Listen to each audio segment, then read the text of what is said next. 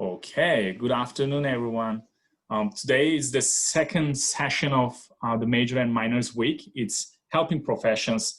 I am Dr. Yasir Kurd. I am the Assistant Director of Career Services at the May Center for Experiential Learning and Community Engagement. I'm very happy to moderate this session. Before I jump in anything and explain some housekeeping items, I would like to send special thanks to Dr. Mary Kay Cooper.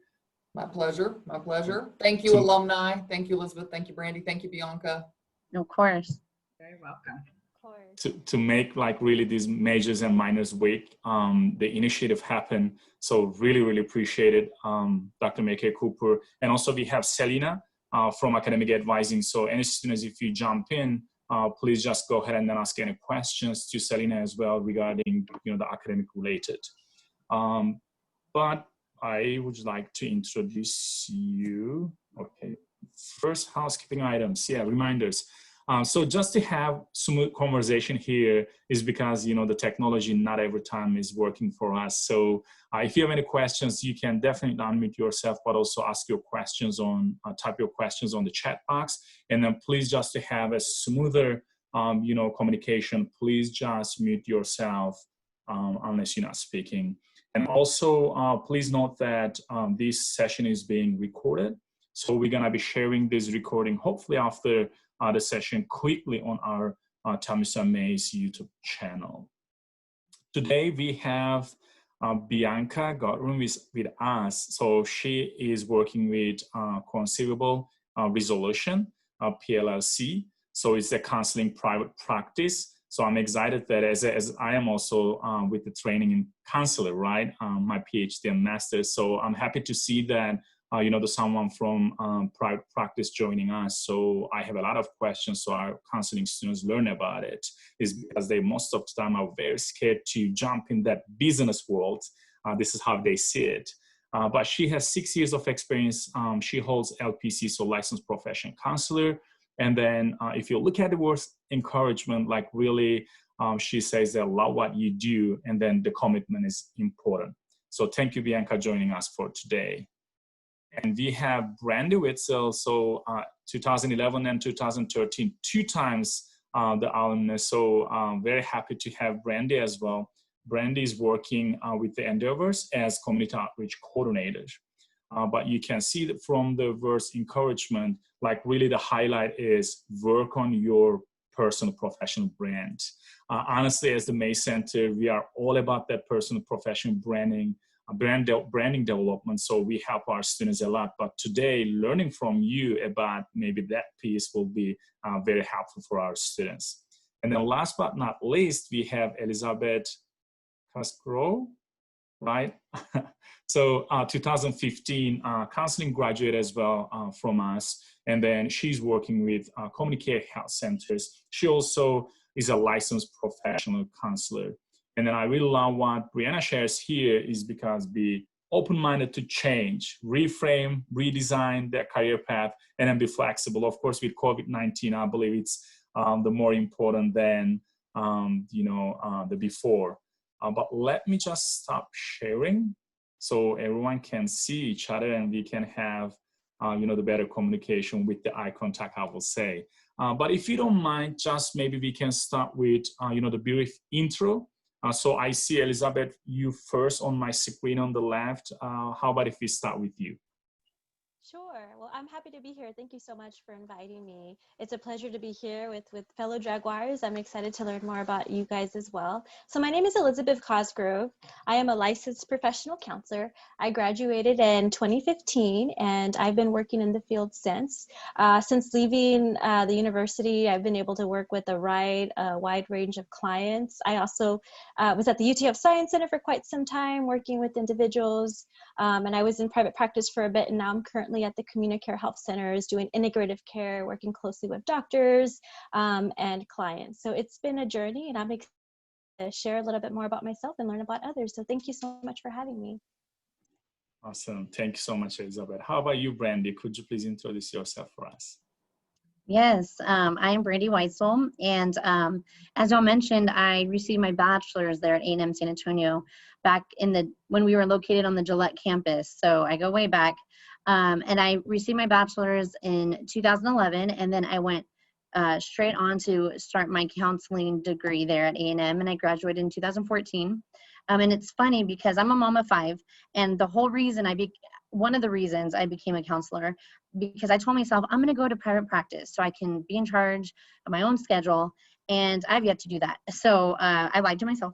But I've actually been in the nonprofit sector, and that's where my heart lies. So I'm incredibly grateful for the education that Temusa has given me. And I actually started working at A&M as an intern there. I was an intern as an advisor, and then I was an intern for the counseling department, which was amazing because I got paid as an intern. That's a win-win. And then I went to intern for the Center of Refugee Services, and then I landed my first job, I believe it was in 2015, at Seton Home. That's a nonprofit that works with young minors who have found themselves pregnant and have had crimes against them. And so I served as a community outreach mental health counselor. And then now I'm at Endeavors, and I've been with Endeavors since 2017, working with the Fairweather Family Lodge, another program that houses women and children. And then I changed my hat. I wanted to see what else can I do with an LPC degree? And I now am the community outreach coordinator. So definitely will follow up with you ladies to see. I'm all about networking and collaboration. So I'm very excited. This is also beneficial for me. So thank you for having me. Thank you. I love that. We are also all about collaboration and networking. So our students will be also following up with you, hopefully, and then turning that relationship to mentoring, who knows. And then it seems like it's true that the world is very small, is because my practical and internship for almost 2 years I did with the Center for the Refugees. So that is, amazing as well. So we had a similar experience with the refugees in San Antonio. It's a big population. And last but not least, we have Bianca Goodrum. So Bianca, could you please? Yes, of course. So good afternoon to everybody. Thank you for the opportunity to be here. Very excited to always talk about all things counseling. So thank you for that. So I am a graduate of Texas A&M in College Station. I received my Bachelor's of Science there in Health Education, Community Health, and then moved back home to San Antonio, and then decided to pursue my master's at A&M San Antonio in the Counseling and Guidance program. And I am now a third-year doctoral candidate at UTSA's Counselor Education and Supervision program, PhD program, which I will, fingers crossed, hopefully be defending my dissertation next month. So very, very close. And so I have had the opportunity really for the 6 years I've been a counselor. 5 of them were in the nonprofit sector. I was a grief counselor at the Children's Bereavement Center of South Texas for 5 years. So I had the opportunity and the honor of doing both of my practicums there. And then the running joke is, I often share is that I think they liked me enough, they kept me for 5 more years. And so I had the honor and privilege of working with grief with families and kiddos, helping them process their healing, their loss, and what they're going through in their grieving process. And so I actually have only been in private practice for almost a little over a year and a half, so it's a very new world to me. Ironically, my father, Kenneth Goodrum, is also a licensed professional counselor, and he's actually LPCS now. So we actually work in private practice together. So that's been very cool and a very neat experience. But I love nonprofit work, and still having opportunities to contract with different agencies as an LPC, and that's been really nice to still stay connected to the nonprofit sector, but also work in private practice. So, and then hopefully we'll be teaching future counselors in training one day. So looking forward to that as well. So thank you again for having me, and glad to be here. How exciting is that? Awesome. And congrats with your and defending your dissertation. I remember my days, so I got a little bit like, oh. Yeah, it feels very traumatic when I tell other people about it, but almost there. So I'm very grateful. Good luck. Thank you. Thank you. Of course. And we have Selena Castaneda is the one of our academic advisors. Selena, if you want to say anything to the students who will be watching this video before we jump in our questions with our special guests. Yes, of course. So my name is Selena Castaneda. I'm an academic advisor for the College of Arts and Sciences. So I work primarily with our undergraduates in that department. I'm also a graduate student in the counseling program, so that's why I was invited today to just give any perspective on my end. Awesome. Thank you, Selena. So again, it's because my profession is also counseling, so I can, the better understand, I believe, this world. My first question, since you share with us a little bit about your educational and professional background, but I want to hear more in details. How you picked your particular, the career, and even like you can maybe tell us a little bit about, the population you're working with right now. So for instance, the grief and then kids, like how that happened, why Center for Refugee Services, what happened, and then you decided working with that, like just more in detail. Is because counseling is like a very broad area, of course, it. So the students sometimes are getting like really, confused or stuck, like, I don't know how to pick. Is the mental health counseling, the psycho counseling, even what is the population? So maybe we can start with Brandy, with you this time, and share with us their journey. Yes. So as soon as I finished, so I was a student who, there's a joke because I was a pregnant student. Literally, I had 2 children during my graduate program there at A&M. And I confused some professors, because they were like, what? You haven't had the child yet? And I was like, no, this is my second one. But right after I had my baby, I realized, oh my gosh, what do I do? Do I go into the field? Do I stay home? And honestly, I feel like my path kind of chose me, because honestly, at that point, I just I needed a job. And that's why I had dedicated so many hours of pulling all-nighters while my kids were asleep. And so one of my friends, again, just through networking, one of my friends said, hey, Seton Home is hiring. And I think I was actually at the hospital with my mom, who had just had a gallbladder surgery. And what's unique about me and my mom's story is we actually went through the counseling program at A&M San Antonio together. So imagine that, going through school. Of course, she would always volunteer us to be the people who role play, but actually she would actually act like it's a real counseling session. So that was like a sitcom. But anyways, I was at the hospital and I got this text, hey, in 2 hours, they're gonna have this open house. I just literally drove in my car and I went to the open house. They liked who I was, thank goodness, and I got hired. So I really had no idea that I was going to go into nonprofit. Again, I was thinking I'm going to open my own practice. My dad's an attorney, so he's going to help me set that all up. Super easy. That's what I thought. And then I started at Seton Home, and my role was to go out into the community all over San Antonio, and I taught parenting classes. And at first I was like, what do you mean parenting classes? I'm a parent. I know how to parent, but I don't think I'm a professional parent. But also I thought, is this legit? Should I be doing this with my degree? But what I found is that by doing parenting classes all over San Antonio, especially in District 5, I also taught parenting classes inside the jail. So that was a whole nother avenue for me. What I found is that I saw a lot of injustices and I became really passionate about advocating. So advocacy is something that I feel like, we touch a little bit about in counseling, but I didn't really realize the impact that counselors can have in advocacy. Teaching your clients how to advocate for themselves, you advocating for your own self. And so I kind of fell in love with that model of, empowering my clients. I was very strength-based.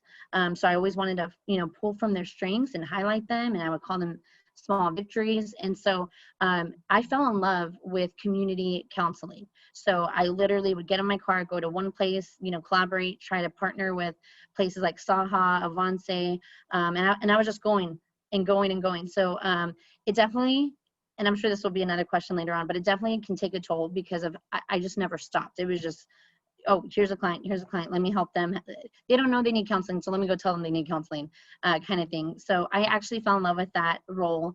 And the only reason I left Seton Home was because my supervisor actually brought me to Endeavors. So I kind of went with her.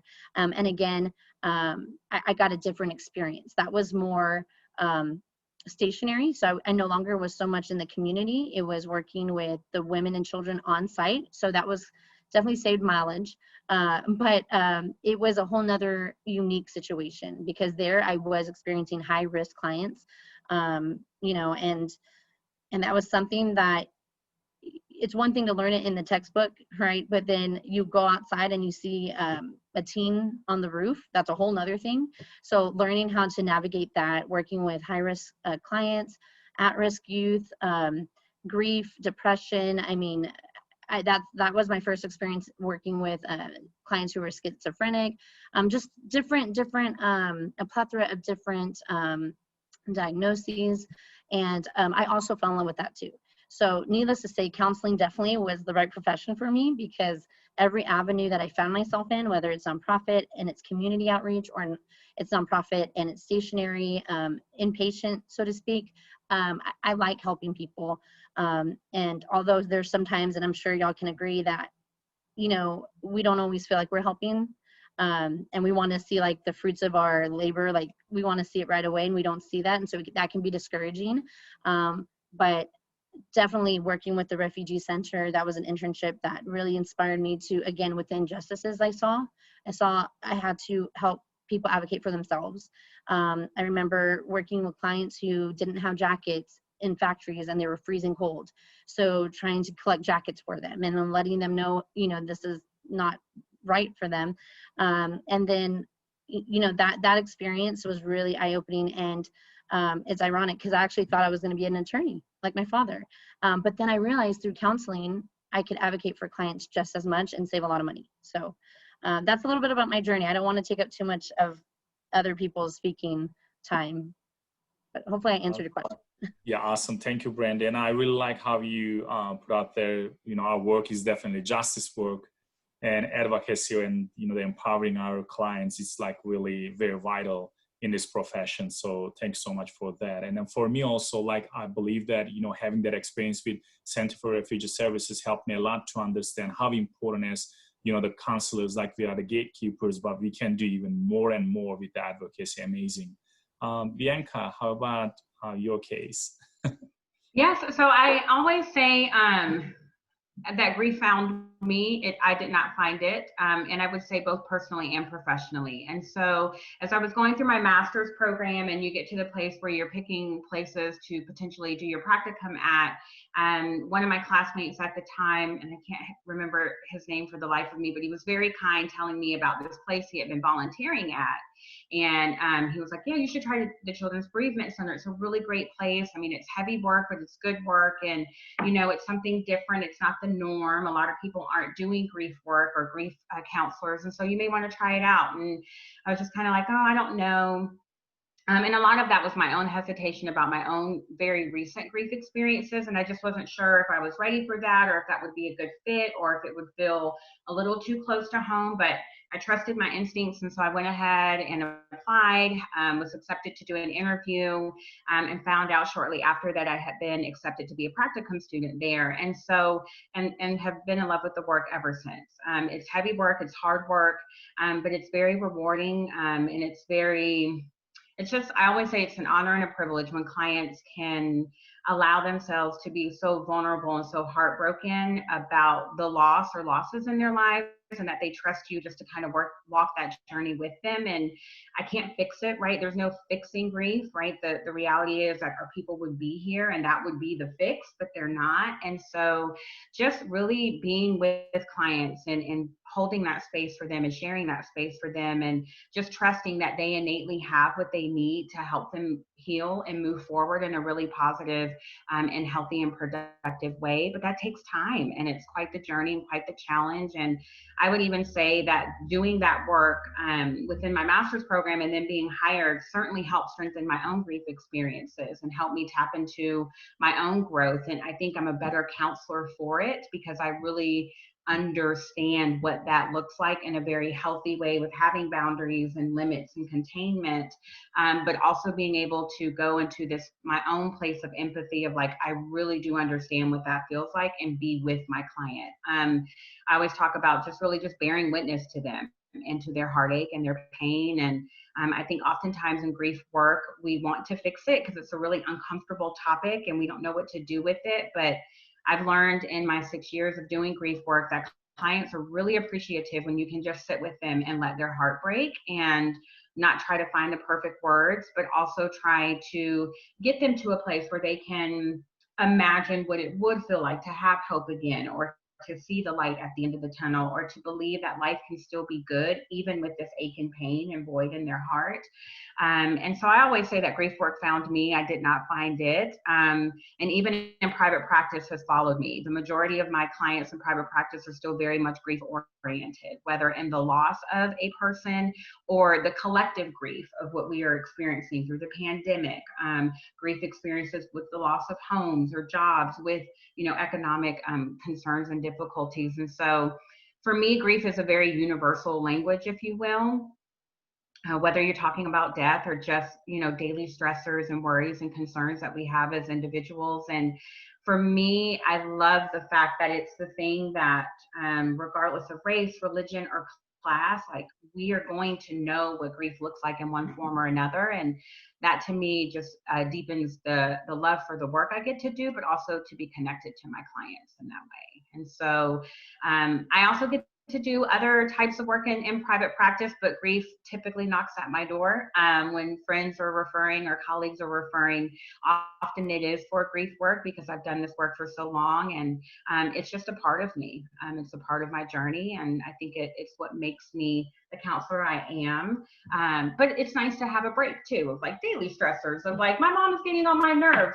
Great, let's talk about that and see what that feels like, and let's figure out what that looks like. But I think, very much to what Brandy shared, I think when you're in this work as a counselor, there is an innate, I believe, a call or draw to this work. I don't think everybody wakes up thinking they want to be counselors, or even understanding all that it entails. So I think sometimes people think it's so much easier than it really is. It's like you're bringing your whole self into this session every single day. And so really trying to make sure you take care of yourself in that process as well. So it's very humbling work, and I'm very grateful to be able to do it. So obviously it's rewarding, like you said. Elizabeth, Bianca and Brandy, they both said that, their pet chose them. How about you? Yeah, so I agree with them as well. Growing up, I grew up in a very traditional Hispanic household, Mexican household, and talking about mental health was just something we didn't do. And, I really wanted to be a part of this. I wanted to, to reach out to other people and just really destigmatize, mental health and asking for help. And so I was really blessed to, after I left the program, I was working at I was working at UT Health Science Center while I was doing my practicum and while I was in school. And I was really able to experience and work with other professionals there and really just grow my muscle and counseling skills and dipping my feet in different evidence-based therapeutic practices and whatnot. And so I really believe that I was there at the right time, and I was able to learn amazing therapeutic stemming from dialectical behavioral therapy to cognitive processing therapy. And what I found there was I really found the love of work for trauma work and working with individuals who have experienced grave traumas and really just sitting with them and helping them process their traumas. And so that's something I feel that I found along the way, or really it found me, because I just really enjoy doing that work and just really sitting with people when they're going through some of the worst times of their life and just kind of being that light and that guide. And so I was able to experience that while I was there. And that kind of followed me from I transferred to UTSA working at the counseling center. And so that gave me an opportunity to work with college students, graduate and undergrad students, and really just helping them process some difficulties that happen in life when you're in school. And that was just an amazing opportunity. And that led me to doing integrated healthcare, which is primarily working with doctors and psychiatrists. And so I really work closely with medical doctors who feel that their patients would really benefit from therapy. A lot of the referrals I get are usually associated with trauma. So I work primarily with adults and actually kiddos. And so we do process different traumas. And I think part of it is just holding the space for them and providing them a way to navigate through their trauma, which is something that I enjoy doing. And it's really rewarding. It's difficult, but it's definitely rewarding just when we're able to get to the spot where, where they're feeling better, they have some relief. And it's definitely, it's definitely tiring at times, and I definitely think you have to have a lot of patience. I think Brandy was talking about how we work really hard and we want to see our patients get to the point where they're feeling better, but it does take a lot of patience, and I think that's something that I've, definitely have mastered at this point. I need to practice mindfulness and remind myself, don't work, you're working too hard. You need to let the client work hard. So that's something I have to remind myself. But I agree with the ladies and saying that this work really, it found me. And this is just like Bianca said, it's not like you wake up and you decide, I'm going to be a counselor one day. It's definitely a profession that takes a lot of skill and craft. And I think there's a craft to it, right? There's a craft to being a therapist. You have to find the craft and the walk that fits for you. So that's a little bit about my background and stuff. I was actually at the Children's Bereavement Center, so Bianca and I crossed paths, and we worked together for about 4 years. I was there for an intern, so she's awesome. Thank you. Awesome. Thank you. So since all you three have, really diverse background and, can speak about the private practice experience as well, one of the most common question, I don't know if back in that time, if you were asking the career advisor, but I promise I get that question very often, which is, I don't have business minded skills, right? I don't have business mindset. I don't have management skills, the marketing skills. So I don't know much about their private practice, how that goes. So as you have this experience, so what are some special skills needed to be successful in your role? But also if you can share a little bit about that difference between private practice and then clinic, that will be really helpful for our students. Elizabeth, we can start with you this time. Sure. So one of the things I will say is, like I said earlier, I think that's a skill that you really need to be in this field, and is flexibility, just being open to trying different modalities. I think where I got to where I was being open to working with different populations until you're able to find a population that you feel is a good fit for you. I definitely think that's something to be open to. As far as other skills, I think being willing to market yourself, put there a little bit, that's really important, right? So you want to brand yourself as a therapist and what your passion is, right? So for example, when I talk about myself as being a counselor, one of the first things I say is like, I want to specialize in trauma. That's something that I have sought extra training for because that's the population that I want to work with. And then there's also different things that you can do is to decide what population, if you want to work with children, adolescents, adults, geriatrics even. So I definitely think it is about branding yourself. And even if you don't have business skills or marketing skills, because I didn't, when I worked at the private practice, I was able to reach out to other therapists who have experience doing that. And that was a guide for me. They offered me really good feedback and tools and whatnot. But there's definitely a lot of different resources and tools you can utilize, even if you do want to go in private practice, but maybe you don't have any idea where to start because you're not business savvy. I'm not business savvy at all. But I think reaching out to supports and your colleagues is probably one of the best things that you can do. Thank you. Awesome. So mentoring matters. How about you, Bianca? What's some advice you have or the skills that you can share with our students? Yeah, I think Elizabeth did a great job responding to that about using your resources and utilizing the community of people that you know. I don't have a business background at all, and I don't consider myself business savvy. I just know I'm a very productive and hard worker, and so I use that skill to help it pay off. And I think just going to your community of people, asking people questions. I have several friends and colleagues of mine who are now working in private practice that I've been like, hey, I have a template for a intake form. You can have it, because someone was kind to give me one, and revamp it and change it up however you need to fit your needs. Or here's some information that was really helpful that I wish I would have known that someone else relayed to me. So I think it's really staying connected to people and not being afraid to ask the questions.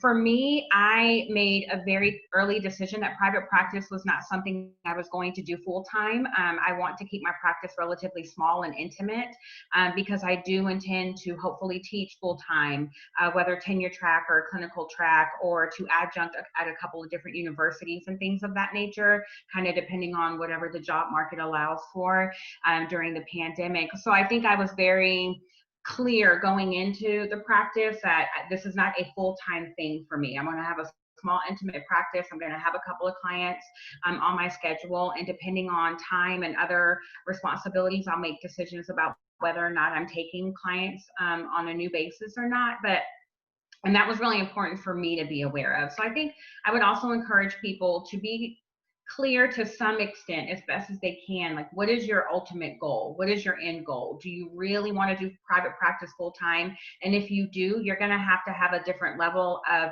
commitment and tenacity than I do, because I already had a lot of people referring. It was a lot of word of mouth. People that already knew me that were like, oh, we know you're doing this, we're going to refer people to you, things of that nature. So I think it's really asking those questions about, what is my ultimate goal? What am I hoping to achieve? Do I want to do insurance panels? Do I want to do private pay? Those are all those things to consider. And I think those answers will lead you in the direction that you need to go to set up a practice that feels comfortable. But I think it's just really important for people to have those honest reflections of, like, what am I hoping to accomplish? And that this degree is so broad. I think sometimes we forget that we are not as limited as we think we are as counselors. I know counselors who are working in, big corporations and doing organizational, work and leadership, and they have a counseling background and a PhD. I know individuals that are working in, in teaching or supervision, LPCS. So I think being open to, there are many ways to be fulfilled in this profession. And as Elizabeth shared, just being open and trying out what feels authentic and true to you. So. Awesome. Thank you, Bianca. Brandy, how about you? So do they have that business skills or no? Well, I will say that although I have not operated my own private practice, I feel like in a way I have, only because in 2017, when I came on board with Endeavors, they had received a grant from the Office of the Attorney General, which was the VOCA Victims of Crime Assistance Grant. And they pretty much, of course, I remember I had eyes of just community outreach and parenting, right? Then I get to Endeavors and they're like, here you go, here's this grant, like, get to work. And I was like, ooh. And I had to figure out, okay, I need to create everything, SOPs from scratch, intake forms from scratch, every form I created it from scratch, logic models, like everything to develop program development. And that's something I didn't learn in grad school. I believe we touched base on intake form, and I probably didn't do as good of a job studying that chapter, but I had to connect with my resources to say, when my boss said, hey, you know how to do a logic model? I was like, oh, of course. And when she turned around, I was like, oh, Lord, like, what is a logic model? So I then reached out to my network, started asking, can I see some of how y'all operate y'all's program? And then over the course of that year, I really had to, so once you build up your program and you have everything in place, like everything that the procedures in place, and then the forms in place, and the policies in place, and the training, but now you got to get the clients, right? So now you got to work with communications and marketing, develop marketing material, and then you got to know, okay, these are the target population. Where in the city, will I find these clients? And so I hit the ground running. So not only was I the counselor, but I was there calling, making phone calls, going to meetings with SAHA and which is public housing, and like literally I would show up and I would say, hey, I have this service. It's free counseling and case management services for anyone who is a victim of crime in Bexar County. And I went everywhere, all over San Antonio, and before long, people started calling, okay, hey, can you see me? So not only was I the one who started the program, but I had to get and recruit clients, but then I was my own receptionist, so I would answer the phone call, book my clients, and then they would show up in my office, which I don't recommend doing, wearing all those hats, but when you're starting a program, I mean, you see all aspects of that.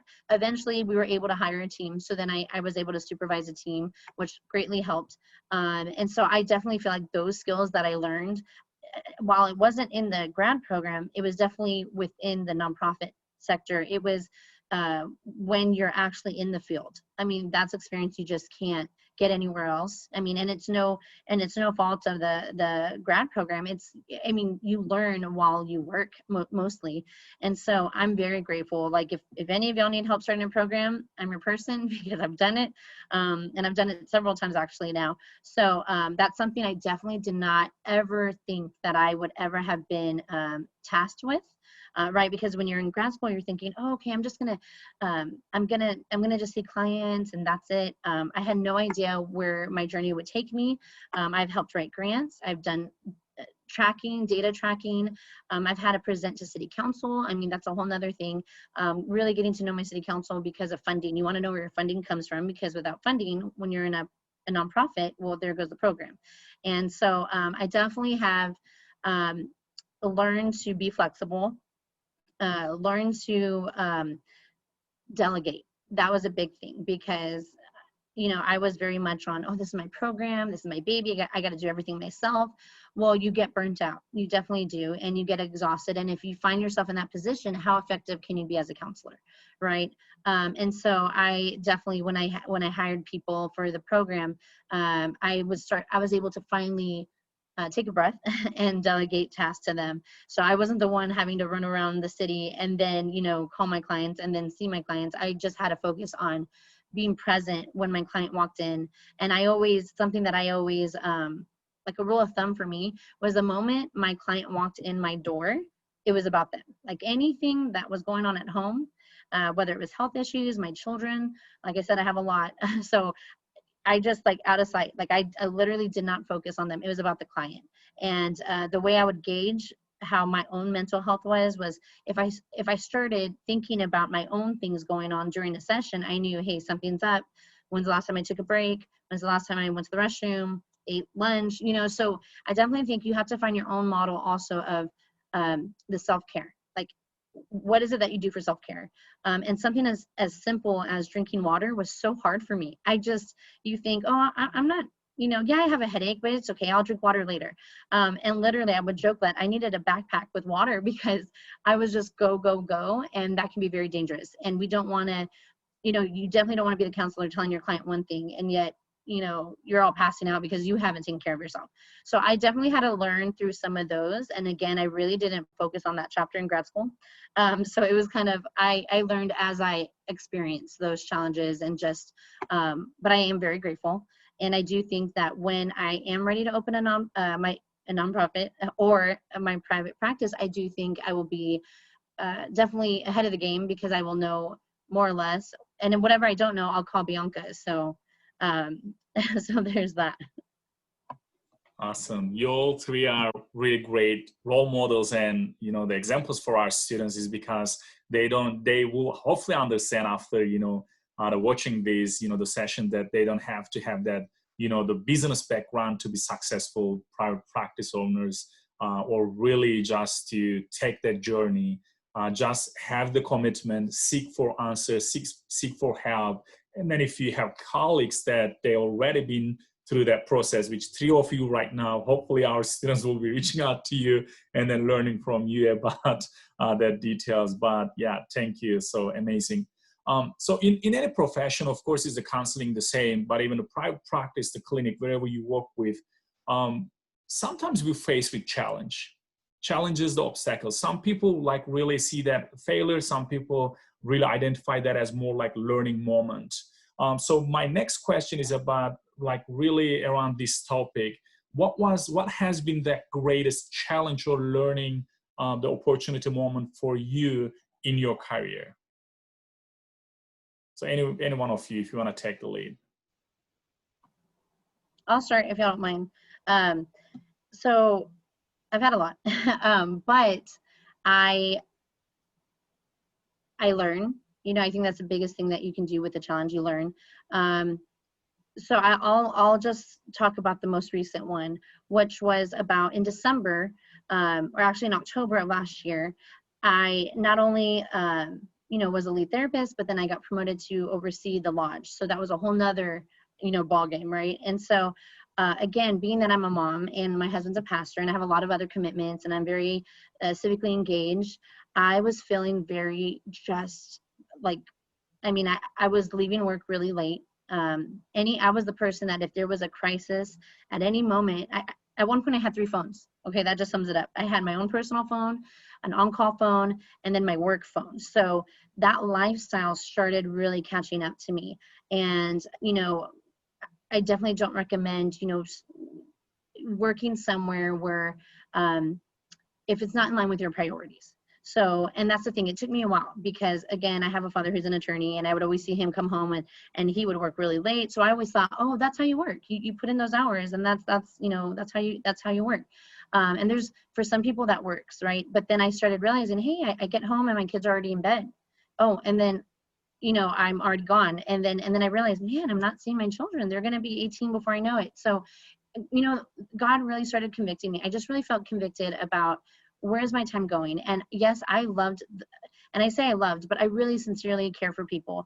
And the women and children, I mean, I've known them for several years. I've had kiddos in my office take their first steps. So you grow close and you want to see the best for them. And so, however, I started thinking, I feel like I'm spending a lot more time with this population versus my own kiddos, right? So anyways, I was conflicted and I was like, I need a change of scenery. That's when I really started thinking about a private practice, more of a maybe non-supervisor job. And I literally, like, I said, you know what, here's my 2-month notice. I'll end at the end of the year. I had no game plan, so I don't recommend that either. But I just knew that I needed some kind of change. But I also felt that I wasn't supposed to leave Endeavors yet. I was like, you know, I'm invested in Endeavors. I'm loyal. I have so many skills and I kind of just want to take a break from counseling right now. And so I pitched a new position and that was a little scary, but sometimes it's those scary moments that actually make us stronger. And I pitched that to my CEO and I said, listen, I know I put in my 2 weeks notice, but I also have this idea. And these are my strengths. I'm great at community outreach. I'm great at bringing people together. I'm great at networking. I have relationships with city council and all over. And we've been around for 50 years and people still, I feel like, don't know us and they should. And I have such a fantastic CEO. So if he's watching this, or if he will watch this, just a shout out to John, that he took a chance and he said, yes, let's create this position and I'm going to give this to you. So that was definitely, I guess, a resolution to my issue because I saw the issue. I was like, I don't want these extreme hours. I don't want three phones anymore. But I love nonprofit and I want to use my skills to enhance the nonprofit. And I had to just, toughen up. And the worst that he could have said is no. And then I could have found another job, right? But luckily he said yes. And so I've already been in this role for 10 months. And I definitely only have 1 phone now, so that's a good thing. And so that really, we are in control of the lifestyle that we lead. And especially with COVID, what better time? Because had this happened, if I had not changed this position, I would have still had to figure out homeschooling 5 kiddos while being at the Fairweather Family Lodge. So that would have been a very difficult task. So this worked out perfectly because it was perfect timing, and that was also trusting and asking God for help. And so something for me, my self-care stems from my spiritual life, so I rely heavily on that. If I know something's off, I can just feel it, and I'm like, God, okay, tell me, like, what's going on here? And so for me, that was one of the challenges. It was a personal challenge. It wasn't necessarily a challenge with coworkers, but more of a challenge internally, that I knew that I needed to change this lifestyle. But how could I do it, and how could I be in control of that? And it worked out beautifully. So that was just one of my examples. And then that is a really, really interesting and great example, is because it tells us a lot about thinking outside of the box. And when you're challenging, like, you can maybe be innovative more than ever, creating a position for yourself and then having that position. So kudos to you. That is amazing. And also, like, too many things, like, you really touch base, the work-life balance, occupational wellness, even though you didn't really tell them, I mean, like, pretty much, the meaning of it, but taking care of yourself. All of you, in that word of encouragement, I saw that take care of yourself first, is because I believe the first thing in the master's, the program, the first weeks, this is what they tell us, right? Our faculty, hey, take care of yourself first, otherwise you're not going to be helpful to your clients. So thank you, Brandy. How about you, Elizabeth?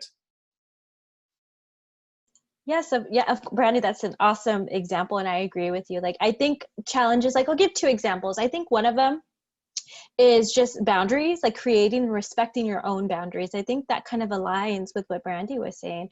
I think in this field, we can compassion fatigue is a very right, especially when we're investing in our clients and we're wanting them to get better. And so I think it's just creating that boundary of, I'm going to leave work at work. I don't want to take it home with me. And I think that can be really difficult, especially for new counselors. And for myself, when I first started in this field, it was really difficult for me to do that and to engage in that self-care.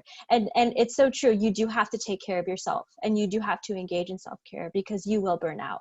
This is a field where we are investing in other people's lives. We are a part of their story, and helping them, create a new narrative for themselves. So it's so important to find that balance where you can take care of yourself. And I think another example I have of a challenge, a real life example is, like, for example, the whole COVID, right? We've changed our lifestyles dramatically the past couple of months, and in counseling, it's changed. So for me, is really integrating and getting used to doing teletherapy and telemedicine with my clients. That was a challenge because, we're used to in-person, there's a connection there, there's that vulnerability we have when we're one-on-one in the room with our client, but we're having to shift to doing telemedicine, which has so many different challenges of itself. One, from technical issues. Can you hear me? Can you hear me? Especially when you're in the middle of like a deep session, or, sometimes our clients don't have access to the internet or to a device where they can see us face to face. So that was a challenge. I think myself, and I'm sure a lot of other therapists in our community, I'm sure you ladies have experienced that too, but just the whole going with the flow, being flexible, and just being open to try a new thing. So for me, I think one of the biggest challenges this year was COVID and switching from in-person to doing totally telehealth, which was an adjustment. Awesome. Thank you for sharing that. Is because this morning and also a few days ago, I had, similar sessions with the physical therapist. And then they were talking about even how, for them is because you have to be with your, the patient client to work with, right? Is because we're talking about, the physical therapy. But even for them, like being creative and innovative right now, providing telehealth, telemedicine, like you mentioned, Elizabeth, is challenging, but they're adapting. So that is amazing. It's because I remember 10 years ago, almost like at UTSA, two of the faculty, actually three of them, when first they published about, telecounseling, I mean, in the nation, like the people were not really that fan of that. It was like a huge conversation and discussion. But right now, or even online universities, like we were online, but look at right now with COVID, right? I mean, it's of course another, the topic. We need like 5-10 hours for that to discuss, right, and find a solution. But thank you for sharing that. Hopefully that's gonna be, I believe, the future new norm, or it's gonna be the way always in the picture to provide the therapy. But Bianca, what other challenges or similar could be you wanna share with us? Yeah, I would definitely piggyback off of what Brandy and Elizabeth shared. I was kind of like geeking out in my head because my dissertation topic is on counselor self-wellness or counselor wellness and self-care.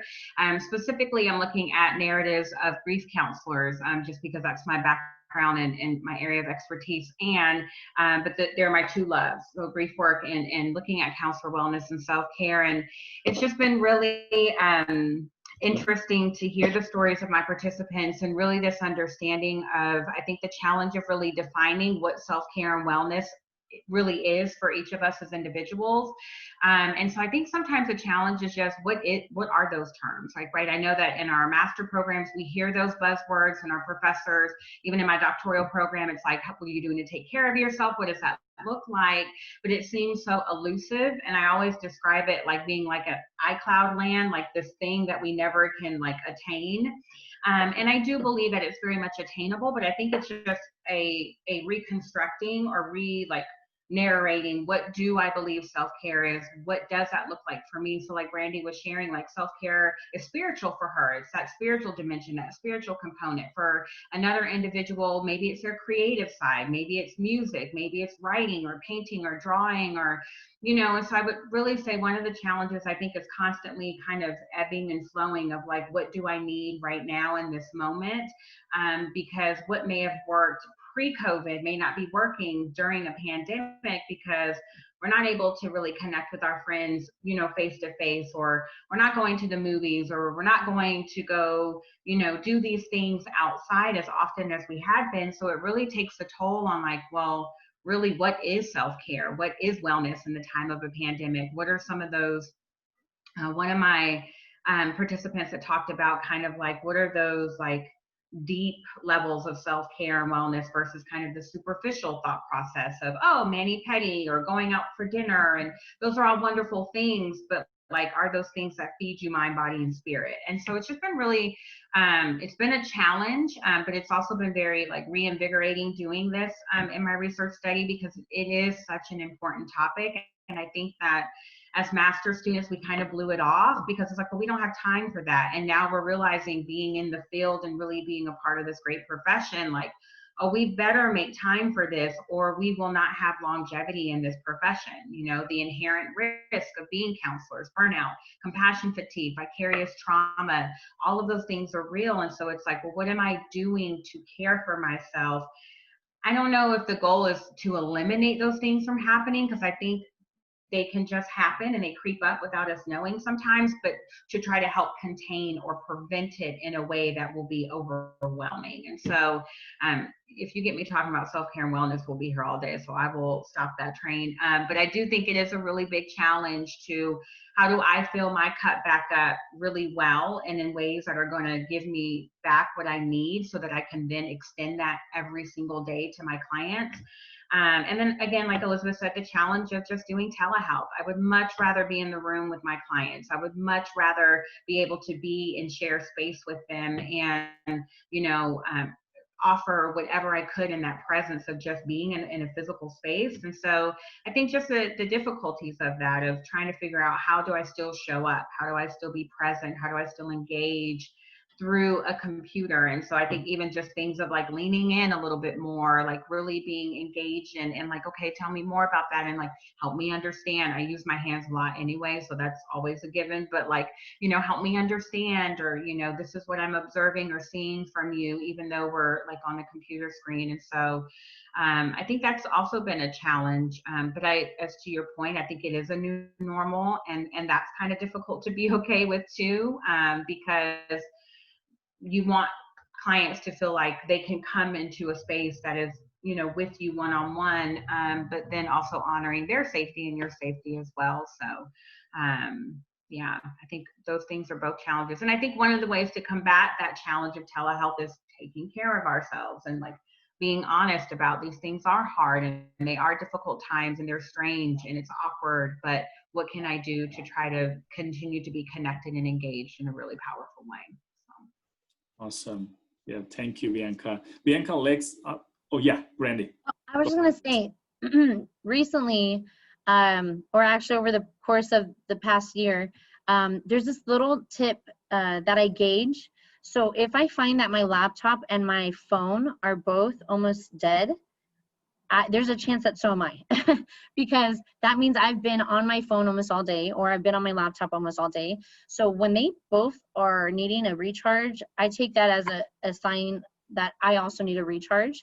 And it's a very simple way you can kind of measure your productivity. And if you haven't really taken a break, you know, use that time while you're charging your stuff and go do something for yourself. You know, do some exercise, do, you know, whatever it is that you do, like read, whatever. I just think that's something that was very easy, because I'm all about like, okay, I need it quick, easy. And so I just know that, and I'm happy to report right now, I'm looking at my phone and laptop and they're both fully charged. But it correlates because me and my husband also just got back from a couples pastoral retreat. So it was a much needed time away for not only me, but for us together as, you know, putting our family as our priority. So that's just a little quick tip I wanted to share. It works for me. Maybe the next time you notice your phone empty, or, you know, almost dead, or your laptop, you know, charge, and then you also recharge. Awesome, thank you. Brandy, since you are unmuted, oh, you muted yourself back. Well, let's keep going with you. My next question is, if you go back to your undergraduate or graduate years, I will say graduate is because the counseling, right? So what will be that most important advice to your graduate you? Well, two things. Let me share really fast the the two biggest things I learned in grad school that have really changed my perspective and helped me really renew my mind. I'm gonna kind of reverse it. I'm gonna tell you two things that I learned that I think everyone in grad school should learn. The first was the difference between sympathy and empathy. Because as an intern, after my first two clients in the counseling center at A&M, I'd go home, and in the showers where I do all my cry sessions, because you're already, your face is already wet anyways. And so I literally cried because I only had two clients that day, but their stories were so heartbreaking. And I remember shampooing my hair for like the 5th time thinking, I can't do this. Like, I'm crying after the first day as an intern. But then I went and I talked to my supervisor at school at the time, and what they said just totally changed my perspective. And what they said was, sympathy is like when you have a client who's fallen in quicksand, right? And you sympathize with them, so you jump in there with them. Well, now y'all are both stuck and you both can't get out. But empathy is giving that client the tool, like give them a stick or a rope so that you can help pull them out of. And that literally changed my perspective. It changed how much I took on, right? I forget who mentioned it earlier, are we working harder than the client? That's something I had to also ask myself. There's some clients that really, you feel like you just worked out after you've had a session, but then you have to ask yourself, am I working harder than them? So just learning the difference between sympathy and empathy, and that made all the difference. I mean, seriously, all the difference. So when I would go home after a hard date, I knew that, I'm giving them the tools. I didn't feel sorry. I didn't have pity for my clients anymore. You definitely can empathize and put yourself in their shoes, but it totally just changed. And then the second thing was, be aware of your biases. There's one of the classes was what I think it's on biases or culturally awareness or whatever. And the first thing that the professor said was, every single one of you has a bias. And I was so offended. I was like, I do not have biases. Like, are you kidding? But literally, I think it's towards the end of the grad program, you have to do and I'm sorry, I can't think of the words right now, but where you record yourself and you transcribe your tapes. And it was during that moment that I had to stop the tape because I was like, I just had a bias. So something that the client said was, she said that her and her spouse had 2 different bank accounts. And in the tape, I hear myself saying, really? Oh my goodness. And so again, this was as I was an intern, I was a student. It was there that I realized, who am I to define what's right with her and her bank account? Like if she wants a bank account with her husband or by herself or whatnot, I have to be aware of my own bias, and all because my perspective of the world is one way doesn't mean that everyone else has that same view. And that forever changed how I do therapy. I realized very quickly that it's not about my opinions. It's not about what I value. It is about what the client wants. And those are the 2 things I would just recommend when y'all go over that, or if y'all haven't gone over that, y'all share with your class, because those really changed my perspectives and were the best teaching lessons that I ever got from the grad program. So I just want to share that really quickly with y'all. Awesome. Elizabeth, how about you? What will be your advice to your graduate? Yeah, so I think 2 quick things is, one, like I said earlier, be flexible. Things are always changing, just like the whole COVID with what's happening now, doing telemedicine, things in our state. Pay attention to what's happening in our state within our licensing board. That's something that's really important. I think that we all need to continue to keep up with. And then I guess the second thing is, I mean, everything that we learn in school obviously is important. It shapes us who we are, but then we're going to get most of our experience from outside of the classroom. And that's how we grow as a professional. I think if we have the mentality where it has to be like we were in school, I think it again goes back to being flexible, being open to change, leaning in. You're going to get most of your education outside of the classroom. That's what's going to make you the counselor. You're going to find yourself saying, I didn't learn this in school, but we're going to learn that in the field. So I think it's just being open and flexible and trusting your gut. That's definitely what I would say. Awesome. Great advice. Definitely. Thank you, Elizabeth. Bianca, how about you? What will be that advice to graduate you? Yeah, I think first, just to breathe, like just breathe. It's fine. It will be fine. Yeah, I think just breathe and give yourself permission to be human. I think oftentimes, particularly in this profession, we have this misconception that counselors like have it together and all our T's are crossed and our I's are dotted, and that's just not real life, and that's just not true all the time. And so I think it's important just to remember to breathe and pause and just offer kindness to yourself, and be a human. And so I think just being mindful of that and giving yourself grace and like forgiveness to figure it out. I don't think anyone goes into this profession consciously trying to be malicious or do harm to clients. And so I always try to tell that with students I've had an opportunity to work with in whatever capacity of like, you're not in this profession because you're trying to hurt people. You're trying to help them. And as long as you keep that at the forefront of your mind, you'll be fine. And ask questions if you don't know, and find people in community. So I think breathe, be a human, give yourself permission. And I think also just to do your own work, whatever that looks like. I know that there are some programs that mandate that students do their own counseling and things of that nature, and there are some programs that don't. But I would encourage students to advocate for themselves and just go and do that work on your own. It doesn't have to be for a huge tragedy or trauma, or it can be anything, just to have the experience of being on the other side of that, to really know what your client feels like and what that process feels like for them. And also to know what it is like to be in the counselor role as well. Because I do believe that if we are not clear about our own biases or things that could potentially trip us up, or our own triggers, or, you know, loss reminders, or whatever, however you define that, we run the risk of putting our clients at harm. But when you've done some of that work, you have an opportunity to help contain that a little bit, because you have an awareness of like, oh, this is my stuff, this isn't their stuff. I need to figure out how to reconcile that. So I would encourage people to do their own work, whatever that looks like for them. Great advice. Thank you, Bianca. I know that it's already 2 minutes over, but Elena, do you have any question? Elena is one of our counseling students, and then she also works with at the May Center as the graduate assistant. So do you have any question for our speakers? Very quick, they can answer. We cannot hear you. No, we cannot hear you. I'm sorry, Elena. Okay, maybe you can reach out to them. This is how mentoring starts, right? Maybe there's strategy, Elena. Maybe this is what you're doing. Okay, so thank you so much. Dr. Mary Kay Cooper had to leave, and I know that Elizabeth, you also have an appointment.